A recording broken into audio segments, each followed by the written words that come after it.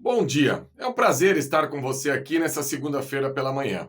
De uma semana que, diferente da última semana, a bola vai rolar. E ninguém mais do que eu, no universo vascaíno, gosta de quando a bola rola, que é realmente aquilo que eu sou apaixonado. Tanto é verdade que nesse final de semana eu assisti inúmeras partidas, começando aí pela seleção brasileira e passando por Criciúma e Cuiabá, só carimbando ainda mais o vexame que foi o Vasco perder para a equipe do Criciúma por 4-0 em São Januário. E olha que na semana daquele confronto eu falei em diversas oportunidades. E quem acompanha aqui a programação do canal sabe que o Vasco tinha a obrigação de jogar bem e vencer o Criciúma. Porque apesar do Criciúma ser o atual campeão catarinense, foi numa circunstância muito difícil. Expliquei aqui que teve que eliminar equipe sem série, equipe de Série D nos pênaltis. Enfim, foi campeão catarinense aos trancos e barrancos. E infelizmente o Vasco levou aquela sapecada que acabou aí sendo a primeira tragédia das duas que já ocorreram nesse Campeonato Brasileiro da Série A. E ontem eu assisti a final da Copa do Nordeste, a Lampions League, a final aí entre Fortaleza e CRB. E foi no momento que eu estava até interagindo com as pessoas do nosso grupo do WhatsApp. Aliás, você que ainda não é membro do canal Atenção Vascaínos, faça. É muito legal, a gente fica trocando resenha nos grupos do WhatsApp para tentar aí decifrar o que é esse Vasco. E conversando com a galera ontem no grupo do WhatsApp, eu tive uma ideia, que foi falar hoje de manhã aqui o que acontece com quem veste a camisa do Vasco que não consegue ter a intensidade física e técnica que o futebol exige hoje. E por que eu estou falando isso? Quem está me assistindo aí do outro lado e teve a oportunidade de assistir CRB e Fortaleza ontem, que o Fortaleza se sagrou campeão nos pênaltis, o que o CRB fez com o Fortaleza ontem, no segundo tempo, foi algo que eu até fiz uma provocação no nosso grupo de WhatsApp.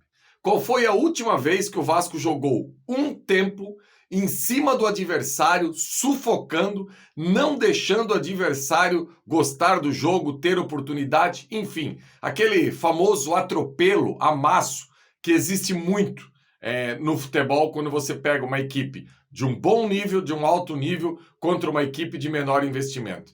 E a galera começou a soltar alguns jogos ali, e eu fechei. Se eu não me engano, foi o Rafael que colocou lá no nosso grupo, que a última vez que o Vasco conseguiu exercer um atropelo durante um tempo inteiro frente ao adversário foi contra o Coritiba em São Januário.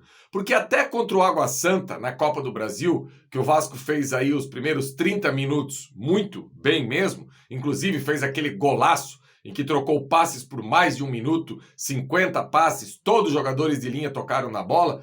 No final do primeiro tempo, o Água Santa fez um gol e já começou a crescer na partida. E ontem, o CRB, que é uma equipe que tem um orçamento bem abaixo da equipe do Fortaleza, realmente fez 2 gols no segundo tempo. E olha, torcedor, poderia ter feito 3, 4, 5. Foi uma injustiça o CRB não ter conseguido o título ontem da Copa do Nordeste no segundo tempo. E daí eu começo a olhar a escalação do CRB, você olha assim, o Matheus Ribeiro, sim, aquele na lateral direita, o Anselmo Ramon, que já rodou vários clubes pelo Brasil, sim, mas sem o goleiro Matheus Albino, que eu conheço bem, foi cria aqui do clube da minha cidade, do Joinville. Aliás, no Sub-20, o Joinville teve uma oportunidade em 2016 que eliminou o Flamengo na Copa do Brasil nas quartas de final. Flamengo de Paquetá, de Ronaldo, tinha um bom time o Flamengo, de Douglas Baggio, e o Matheus Albino aí foi um dos grandes nomes daquela eliminação. No Rio de Janeiro foi 2-2 e aqui em Joinville foi 1-1, e o Joinville chegou à semifinal da Copa do Brasil Sub-20, acabou sendo eliminado pelo São Paulo. Mas enfim, o CRB não tem ninguém assim com grande repercussão no futebol. Já do lado do Fortaleza, ontem teve um momento que as substituições era Matheus Rossetto, era Pedro Rocha, era Zé Alisson, enfim, o Pedro Rocha foi o destaque do último título da Libertadores do Grêmio, por exemplo, um cara ainda com uma boa idade para jogar futebol. E o CRB, mesmo assim, conseguiu impor ao seu adversário, durante 45 minutos, uma imposição física e uma imposição técnica. E o Vasco não consegue. E olha, torcedor, eu confesso a vocês que eu tenho dois caminhos para explicar isso, tá? Que eu consigo. E eu sempre deixo claro aqui que o dono da verdade no futebol é o amanhã. Porque hoje no futebol existe uma verdade e amanhã ela pode desaparecer. Quais são os dois problemas que eu percebo? Primeiro, é uma questão psicológica, que a camisa do Vasco, ela pesa demais, porque não é normal o que acontece, não só com os jogadores que jogam no Vasco, como também com os profissionais. O Flávio Dias, na nossa resenha, a gente que trabalha todo dia aí falando de Vasco, ele sempre cita o caso do Lisca. O Lisca chegou no Vasco colocando na caixa de som ali no celular dele, Tereza Cristina e o Vasco e não sei o quê, e as minhas filhas, pega, é o Vasco, pai, eu ainda brinquei que era uma voz divina. Olha, 30 dias depois de estar no Vasco, o Lisca parecia uma pessoa em depressão profunda. Ele estava completamente morto dirigindo a equipe do Vasco. E os jogadores, a mesma coisa. O cara chega no Vasco, é a oportunidade da vida, é tudo que se espera e dentro de campo a bola parece uma cobra. Fica picando aí todo jogador que chega no Vasco. É difícil ter um jogador que chega no Vasco e consiga suportar essa pressão. E a gente só escapou ano passado do rebaixamento porque no meio do ano foi feita uma janela de jogadores muito experientes. Você traz um Medel que já viveu tudo no futebol. Você traz um Verratti com 34 anos que vinha de um campeonato argentino que ele era o artilheiro. Você traz um Payet que já viveu tudo no futebol. Então, essa segunda janela do Vasco com esses jogadores experientes acabou dando um salto de qualidade porque esses caras não sentiram essa pressão toda. E a outra questão que eu trago aqui para vocês, que daí eu tenho que dividir ela até em dois momentos. Fisicamente, eu tenho a impressão que a equipe do Vasco é a pior do Brasil. Perdão, torcedor, eu não trabalho na área, eu não tenho números e não estou baseado em praticamente nada para dar esse depoimento. É apenas no olho, no sentimento. A equipe do Vasco dentro de campo, ela é atropelada por 90% dos adversários o tempo todo. Agora, eu não estou aqui dizendo que isso é uma culpa exclusivamente da preparação do Vasco. Não, não é isso. Eu vejo também a característica dos jogadores do Vasco não ser de jogadores de grande entrega, de grande pegada. Porque assim, ó, existe uma coisa que é o cara dar o migué, que é o cara estar de má vontade. E eu, particularmente, nesse elenco do Vasco, eu não vejo isso. Eu não vejo. Agora, existe também a característica física do cara. Por exemplo, ninguém chega no Guinha Azul e diz pro Guinha Azul assim, ó, você vai morder os 90 minutos e ele vai dar conta. Ninguém chega no Yuri Lara e diz pro Yuri Lara, ó, você vai morder os 90 minutos e você vai dar conta.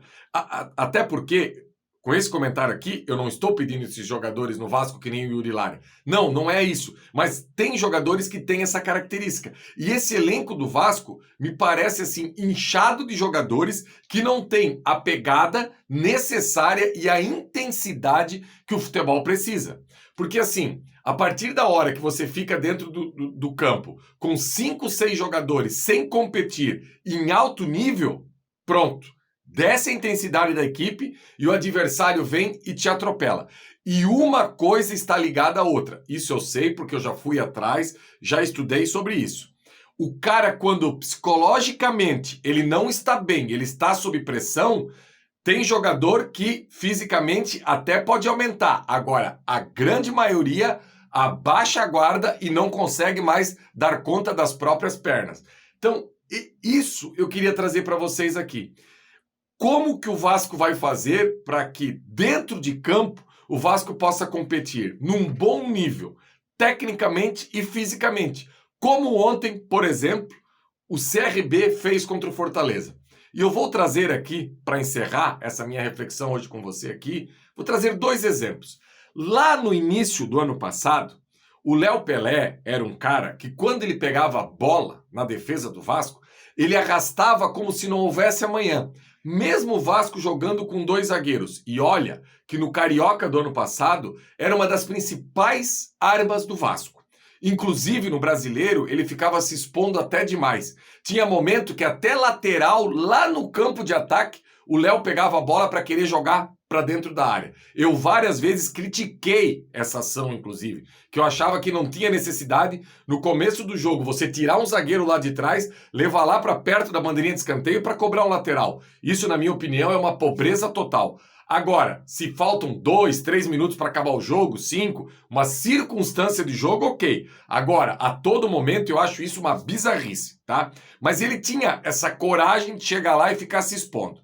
Pois bem, ontem teve um zagueiro da equipe do CRB, Fábio Alemão.